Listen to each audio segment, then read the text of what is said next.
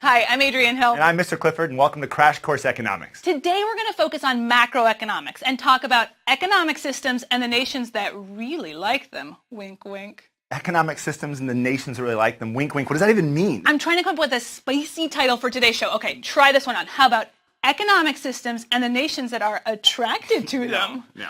Or when economic systems and nations hook up. I don't even know what to say. Stan, roll the intro.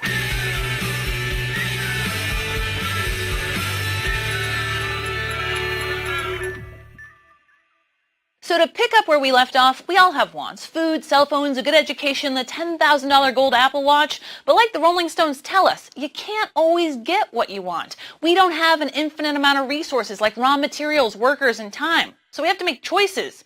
Speaking of, who likes this? I'm going to go change shirts. I'm going to make another choice. So this shirt, it's way better, right? Anyway, we as a social order have to figure out three things. Number one, what to produce. Number two, how to produce it. And number three, who gets it. Answer these three questions, and you've got an economic system. There's a ton of backstory here about the history and evolution of economic thought. We'll get to that in a future video. In today's video, we're going to chat about the world today. Let's take a look at two different economic systems, market economies and planned economies. It all comes down to who owns and controls the factors of production. These are the major inputs required to produce stuff, and Karl Marx classified them as land, labor, and capital. He even wrote a book about it, Das Kapital. In a planned economy, the government controls the factors of production, and it's easy to assume that's the same thing as communism or socialism, but that's not quite right. According to Karl Marx, the theory of communism may be summed up in the single sentence, abolition of private property. So true communism is a classless society. When I say classless, I'm talking about a social order where everyone owns the factors of production and output is distributed equally. Kind of like China and Cuba and the former Soviet Union, except not at all. In practice, no country has ever truly been communist, but there's a lot of countries that are socialist. Often socialism has both private property and some public ownership and control of industry. The goal is to meet specific collective objectives and to provide free and equal access to things like education and healthcare. In both communism and socialism, there is economic planning, and the government, usually in the form of some bureaucratic agency, helps decide what to produce, how to produce it, and who gets it. Now, if an economy is completely controlled by the government, down to the number of shoes that should be produced, that's called a command economy. On the other side of the spectrum, we have free market economies. In free market or capitalist economies, individuals own the factors of production, and the government keeps its nose out of the stuff and adopts a laissez-faire or hands-off approach to production, commerce, and trade. In free market economies, businesses make things like cars, not to do good for mankind, but because they want to make a profit. Since consumers, that's me and you, get to choose which car we want, car producers need to make a car with the right features at the right price. Economists call this the invisible hand. Ooh. If consumers prefer one company's car, that business will make more profit and have an incentive to produce more cars. Car companies that don't offer the cars people want will disappear. Maybe you've heard of the DeLorean? It was a cool looking car, but not a car that many people wanted to buy. Apparently it was expensive, underpowered, and poorly made. And it didn't actually travel through time. Anyway, this concept applies to all other markets like cell phones or shoes. Scarce resources will go to the most desired use, and they'll be used efficiently. More or less. After all, if a business is wasteful and inefficient or makes something that no one wants to buy, then some other business will make a similar product that's either better or cheaper or both. If there's no consumer demand for a product, resources won't be wasted producing it. We often take markets for granted, but look at the alternative. Assume instead that a government agency was in charge of deciding exactly which types of cars and cell phones and shoes to make. Do you think they could quickly respond to changes in tastes and preferences? If there was only one government monopoly producing cars, do you think they'd be produced efficiently? So the invisible hand of the free market is the idea that individuals and businesses meet society's needs when they seek their own self-interest. Competitive markets with profit-seeking businesses will have an incentive to produce high-quality products as efficiently as possible. In the words of Adam Smith, it's not from the benevolence of the butcher, the brewer, or the baker that we expect our dinner, but from their regard to their own interest. Now, it looks like the free market's perfect and we don't even need a government, but that's not quite right. There's a bunch of things the government must do because free markets won't.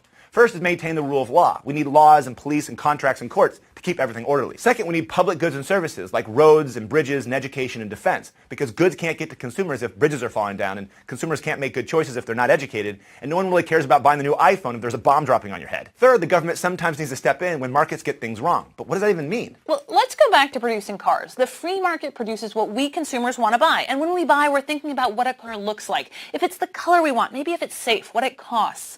Most of us aren't worried about air pollution. We don't think much about who made our car, what they were paid, what the conditions at the factory were like.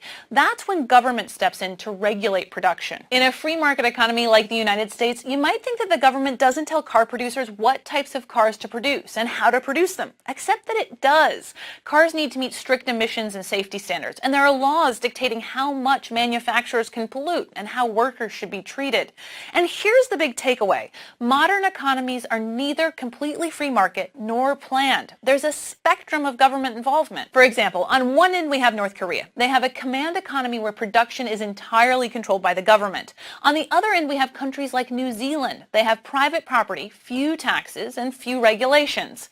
In the middle we have the rest of the world. So most modern economies are actually mixed economies with both free markets and government intervention. And a great way to explain a mixed economy is by looking at something called the circular flow model. Let's go to the thought bubble. A modern economy is made up of households, which are individuals like you and me, and businesses.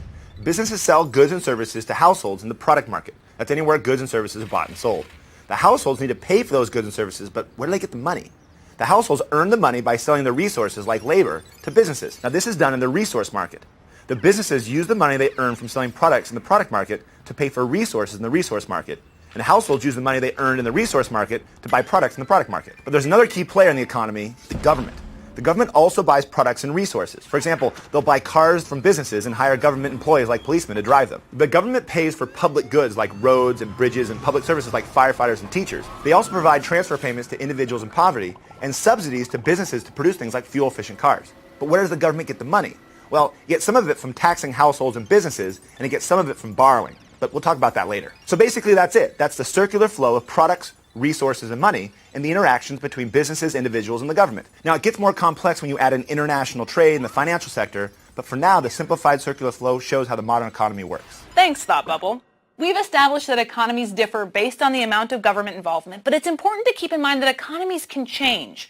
Over time, Denmark and Canada have adopted more elements of a planned economy, like universal health care. China, on the other hand, has added more free market elements to its economy, and now has less government ownership and control of production. So communist China actually has a socialist market economy. But which type of economy is better? And how much should the government get involved? It's hard to find support for command economies outside North Korea. And maybe some nostalgic Cubans and Russians. Those who support socialism would point out Denmark's high standards of living and low income inequality, but free market enthusiasts might point out China's massive economic growth and growing middle class after backing away from central planning.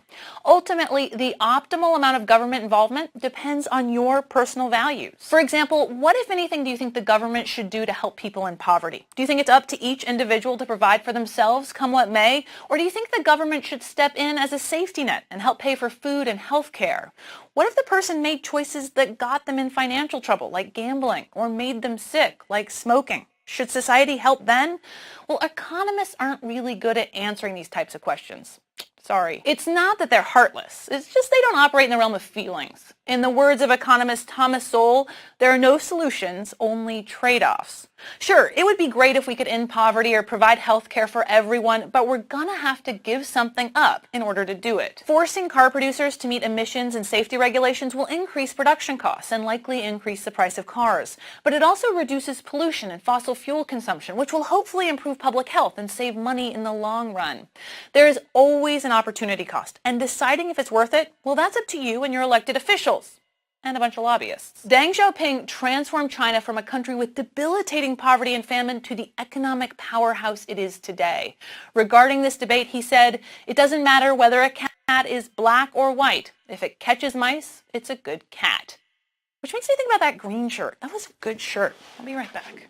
So let's wrap this thing up. In practice, almost all countries are somewhere between the extremes of a command economy and a completely free market economy.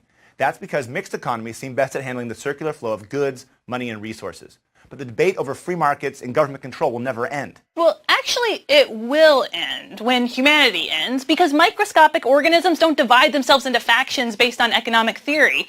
But anyway, that's why it's vital for you to be informed about the merits and the limitations of economic systems and be willing to support solutions that get the job done as opposed to getting stuck in one ideology.